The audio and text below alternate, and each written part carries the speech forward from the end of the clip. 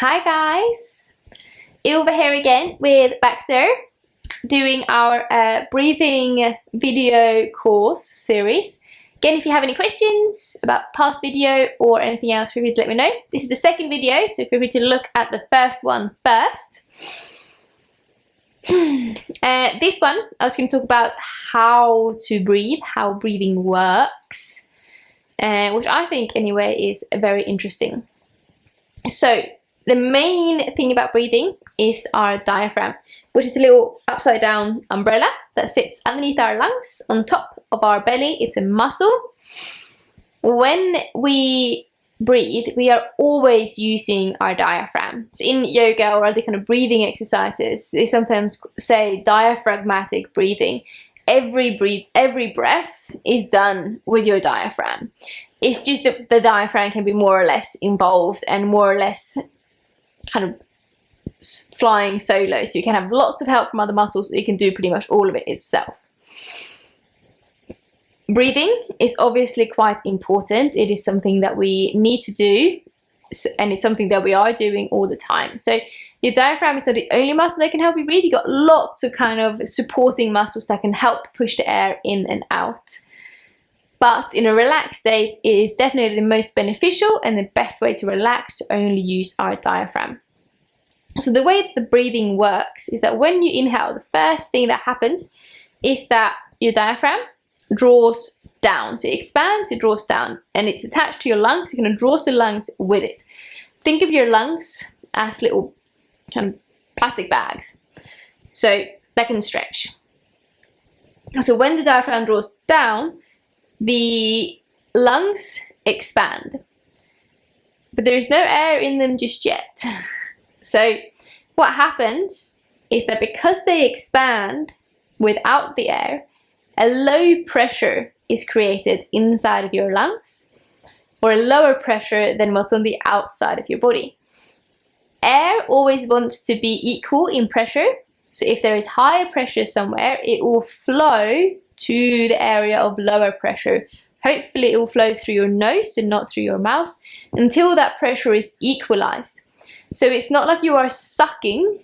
You don't have any sucking muscles in your nose that are sucking air in.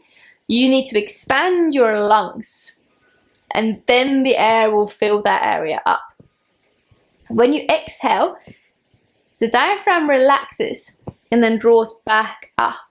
That creates a higher pressure on the lungs, as the diaphragm is now kind of pushing on the lungs. So it creates a high pressure on the inside of your lungs, higher than it is on the outside. Air wants to equalize that, so it then flows back out again. What happens then just keeps going like that. So when your diaphragm draws down, it gently pushes on your digestive organs, your stomach, your liver, and the intestines and stuff. So there's no room for them in your stomach, which means they bulge out. And when you exhale, the diaphragm relaxes back up, kind of underneath the lungs. There's then space for your organs to draw back in again. And that's why your stomach moves when you breathe. That's why you want the stomach to move when you breathe. Because that means that you are breathing with your diaphragm. So it's not about really getting your belly to move in and out. It's about getting your diaphragm to move up, or to move down and up.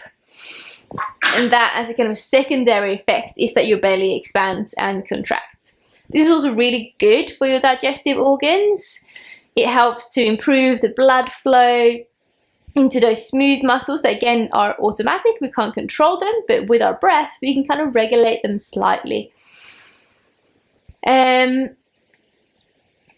So inhaling, diaphragm expands, or it draws down, it activates. Exhaling, the diaphragm relaxes and it draws back into its normal place. We also have lots of other breathing muscles, like I mentioned, like our intercostal muscles, the ones that sit in between the lungs, or in between the ribs, sorry. And also the chest muscles and the upper back muscles can also help. If we are stressed or exercising, exerting ourselves, and have a higher need for oxygen, as well as the muscles kind of expanding and then relaxing to contract, they sometimes actively push the lungs together to get more air out so that we can inhale quicker again.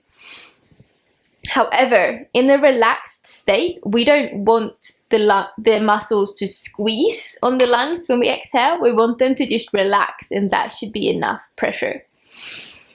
But because of today's society, how we usually sit, or because we have a lot of high stress in our lives, it's very easy to get into that state where we are engaging the muscles to inhale and also engaging them to exhale, and it all becomes really tense, and we tend to use these upper muscles a lot more than what we actually should for breathing, because they are mainly designed to help us move, and their kind of secondary task is to help us breathe, whilst the main breathing should come from our diaphragm.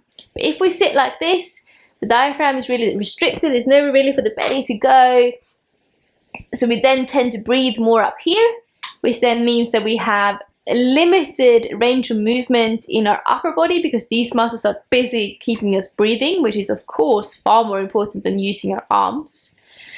So it makes us tired, it makes us immobile, it makes us tense. I'm sure some of you can already think that this might be applicable to you. I know that if it sure has been to me, and it still is at times, that I definitely need to practice breathing more downwards, using my diaphragm, letting these muscles relax.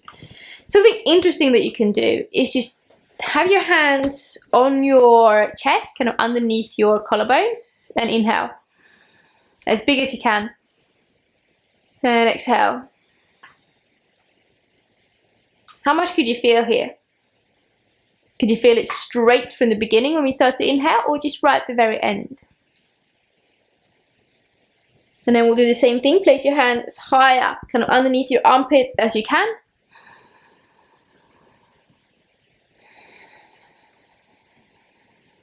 Big breath. Do one more.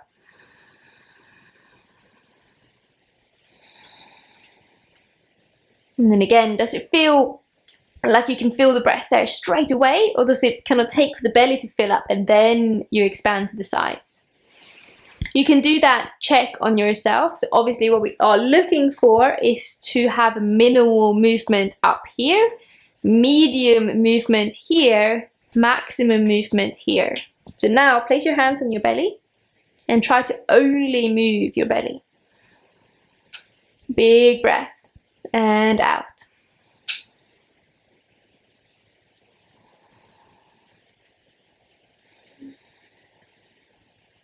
Awesome. So a few ways to kind of connect to our diaphragm. There's a few exercises. If you really feel like you are not connected to it at all, you have no kind of neural connection, you can't feel what's going on here, place your hand just below your kind of sternum, where your ribs splay out at your solar plexus, and do a little cough. And that should help you feel that muscle. The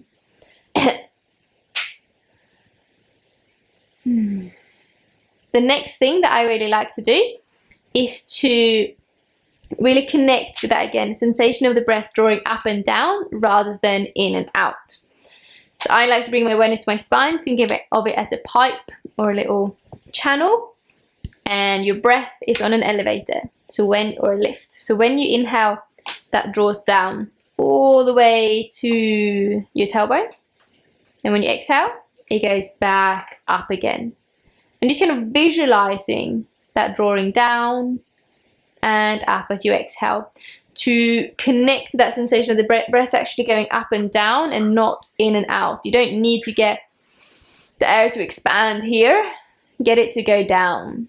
That is super calming, and I think, for me anyway, it's a really helpful and visual way to feel more in contact with breath.